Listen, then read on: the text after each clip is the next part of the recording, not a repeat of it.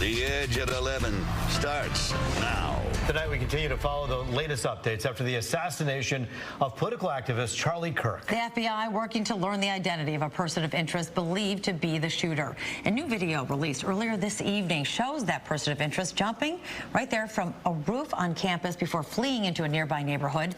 Additional photos show that person wearing a hat, sunglasses, and a black long-sleeve shirt. Officials have also recovered a high-powered rifle that may have been used in the attack. Charlie Kirk, a conservative activist and ally of President Trump, was shot dead yesterday at a public event at Utah Valley University. We cannot do our job without the public's help right now.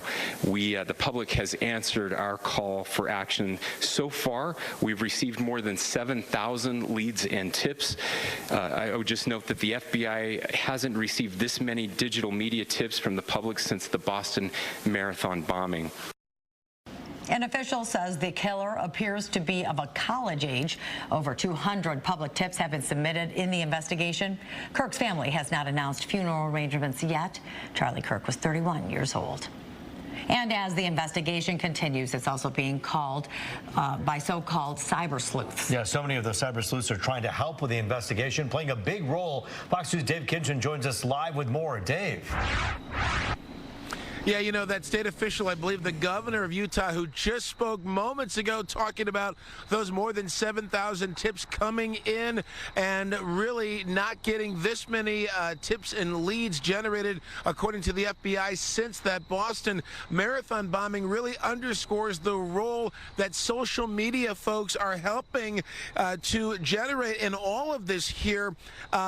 Reporting something that they saw on social media to police, many of them turning into amateur internet detectives, scouring social media for clues, and all of the videos from the Charlie Kirk event in Utah yesterday. There were 3,000 people there, roughly, and of course, many of them recording the event with their phones. We spoke with the professional private investigator with I Spy Detective Agency in Fraser, who says that internet sleuthing can actually help law enforcement quite a bit at a time when police budgets are strained. Well, a lot of times private investigators, we use social media. We do it every day, and we set up accounts. We have fake accounts to kind of lure people into things. We do a lot of investigations on, child predators and things like that. So these are things that even people in the public are doing. You have some of these groups out there that are chasing child predators down, and they're setting up meets. Law enforcement, their budgets are low, their hands are tied, they don't have the resources, so they want citizens to get involved. Now, they obviously don't want them to confront people or do undercover sting operations like some of these people are doing, but we've been hired by groups like that to actually do cases, and it does assist law enforcement because they know, a private investigator, we know what we're doing, we were trained and things like that.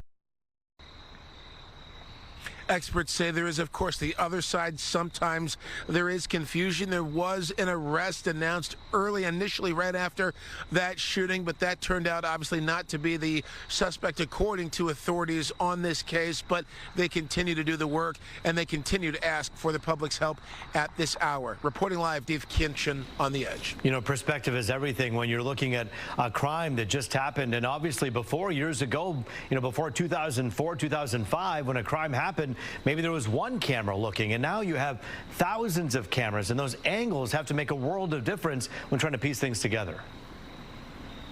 Yeah, no doubt, and the quality's gotten so much better, too. One of the investigators did say that they initially had some surveillance of what they believed to be a person of interest walking in a hallway, and they said it's really, as you would guess, kind of the security camera quality, so maybe that camera didn't have the best quality, but many others certainly do, and that is definitely an asset, too.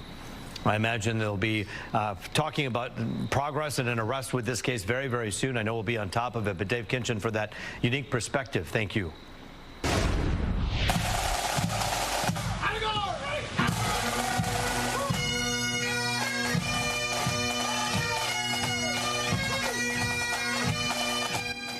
Today, America marked 24 years since the September 11th terrorist attacks. In New York City, a single bell rang at 8:46 this morning, the moment the first of two planes hit the World Trade Center. This was followed by the reading of the names of nearly 3,000 victims. Memorial services were held all across the country, reflecting on that awful day and remembering those killed. the 45th and 47th President of the United States, Donald J. Trump. Thank you, Mr. President. President Trump in attendance for tonight's New York Yankees home game against the Detroit Tigers. It was an emotional tribute on this somber anniversary. The Yankees and Tigers wore hats honoring New York City's police and fire departments. Unfortunately, the Tigers fell to the Yankees tonight, by the way. We'll be hearing more about that game coming up in sports. Back here at home, disturbing details tied to a creepy case at a Kroger. A man under arrest accused of attacking women with an unknown liquid. Fox News' Jessica Dubnik has been following this case for us tonight. She's live in Farmington Hills. And Jessica, this is certainly a bizarre one. Absolutely, Taryn. We're talking about 20-year-old Dion Grant, now charged with criminal sexual conduct for his alleged bizarre, disturbing behavior here at the Kroger store in Farmington Hills at 11 Mile and Middlebelt. Now, Dion Grant is accused of squirting an unknown liquid on the buttocks of two women shopping at a Kroger store here in Farmington Hills. That was earlier this month. Now, this is not the first time Grant has been accused of something like this. He was wanted in Florida for allegedly taking photos of women at a Target store and groping a woman at another grocery store down in Florida, too. Now, in the Farmington Hills case, those women's pants have been given to police for evidence. What the substance is at this point, because that's what our viewers are going to want to know. Yeah, we don't know at this point. It's going to go to the Oakland County Sheriff's Department's lab. We don't have any type of test that we can do on site to determine if it's a biological fluid or some other type of substance. So that's going off to the lab for testing as we speak. And that could be weeks, if not months, before those results are back. Now, interesting, the first woman, the first victim here, she went on TikTok after it happened and kind of crowdsourced people's opinions. She didn't want to overreact. A lot of folks in those comments said, you need to report it to police. She did, and good thing she did, because it was all corroborated by video evidence from inside of the store. Now, Dion Grant, he was given a personal bond, which means he is not in custody tonight, and Farmington Hills police are asking any other potential victims to come forward.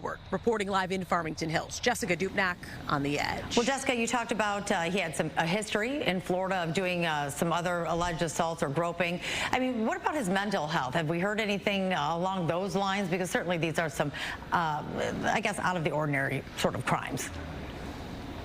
Yeah, definitely out of the ordinary. Mental health is always a possibility, but with these CSC crimes, these criminal sexual conduct crimes, you know as well as I do, Taryn, there's oftentimes a pattern with these. They potentially get more aggressive. A little concerning about that personal bond, too, given his history. So we do want to remind folks that he is out of custody tonight. Okay, well, good for people to know. And, of course, if anybody has any information or this has happened to them, please come forward. Thanks, Jess.